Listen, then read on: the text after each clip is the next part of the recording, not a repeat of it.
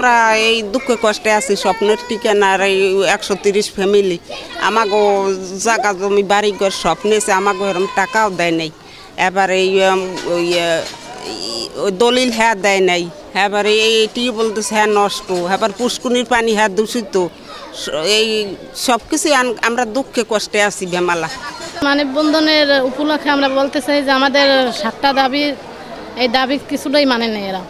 আমাদের দাবিগুলো, আমাদের 1 নম্বর দাবি হয়েছে আমাদের চাকরি দেওয়ার কথা ছিল, আমাদের ঘর দিয়েছে দলিল দেওয়ার কথা ছিল, আমাদের টিউবওয়েল নষ্ট, এগুলা পানিতে অনেক কষ্ট করতেছি আমরা।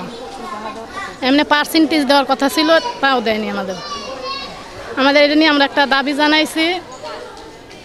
এখন কি করবেন আপনারা? যদি না মানে তাহলে কি করবেন? না মানলে আমরা যাব উপরে লেভেলে, যাই দেখব যে কি করা যায়। 130 পরিবারের 7 দফা দাবির জন্য।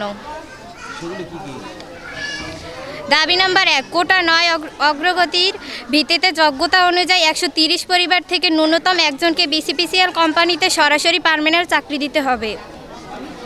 দাবি নাম্বার 2, উক্ত তাপবিদ্যুৎ কেন্দ্রে উৎপাদিত বিদ্যুতের প্রতি ইউনিট বিক্রয়ের শতকরা 3 পয়সা ক্ষতিগ্রস্ত 130 পরিবারকে দেওয়ার কথা ছিল, সেটা বুঝিয়ে দিতে হবে।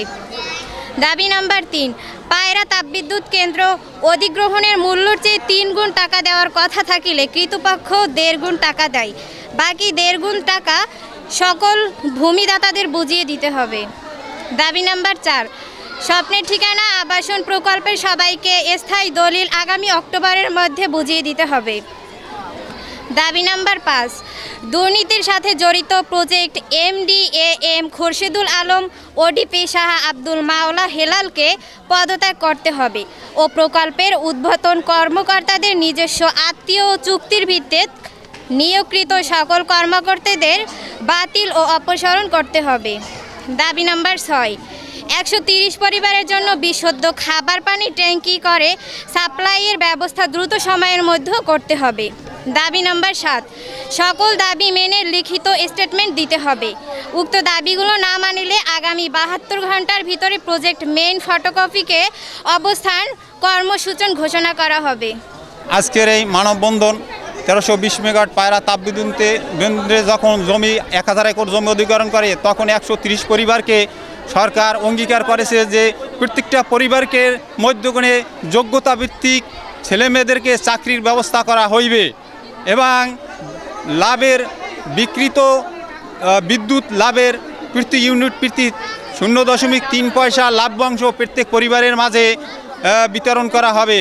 এবং আরও বলেছে এই 1000 একর জমি অধিগ্রহণ করেছে তাপবিদ্যুৎ কেন্দ্রে, এই জমির প্রত্যেক জমির প্রতি শতাংশ 3 গুণ ক্ষতি দেওয়ার অঙ্গীকার করিয়া আমাদের কাছ থেকে তারা জমি অধিগ্রহণ করিয়াছে। এবং এই আমরা আজকের আন্দোলন করলাম, যদি আমরা সামনে আরও ভবিষ্যতে যদি এই আন্দোলনে তারা যদি না অমান্যতা করে, তাহলে আমরা ভবিষ্যতে আরও কঠোরভাবে জোরালোভাবে আন্দোলন করি, আমরা এগিয়ে যাব সামনের দিকে। এই দাবি মানতেই হবে। প্রথমেই বলা হয়েছিল যে আমাদেরকে আমরা যারা ক্ষতিগ্রস্ত 130 ফ্যামিলি আছি, আমাদেরকে বলা হয়েছিল আমাদের প্রতি ঘরে ঘরে চাকরি দিবে।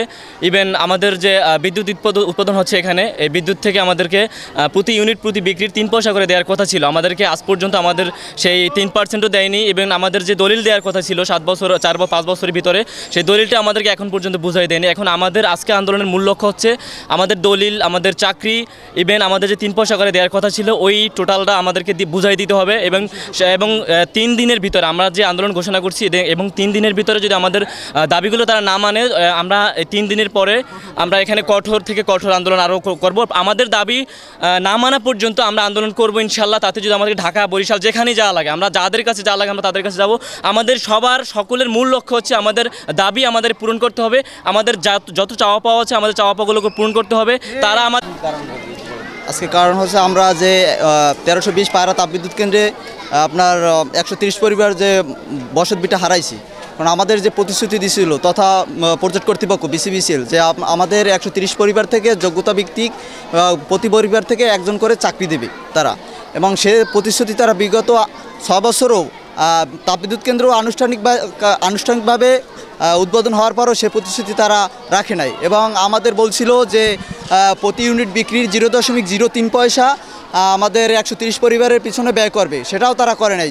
এবং আমাদের যে এখানে 130 পরিবারের জন্য যে বিশুদ্ধ খাবার পানির ব্যবস্থা তারা সেটাও বিগত 6 বছরে করে নাই। এবং আমাদের ঘরের দলিল দেওয়ার কথা ছিল 3 বছরের মাথায়, বিগত 6 বছরে সে দলিল আমাদের কাছে হস্তান্তর করে নাই। তাই আপনাদের মাধ্যমে আমরা জানাতে চাচ্ছি যে আমাদের যে দাবি এবং কর্মসূচি আছে তারা যদি 72 ঘন্টার ভিতরে যদি সঠিক সমাধান না করে তাহলে আমরা কঠোর থেকে কঠোর কর্মসূচি আন্দোলনের কর্মসূচি অবস্থান ঘোষণা করব।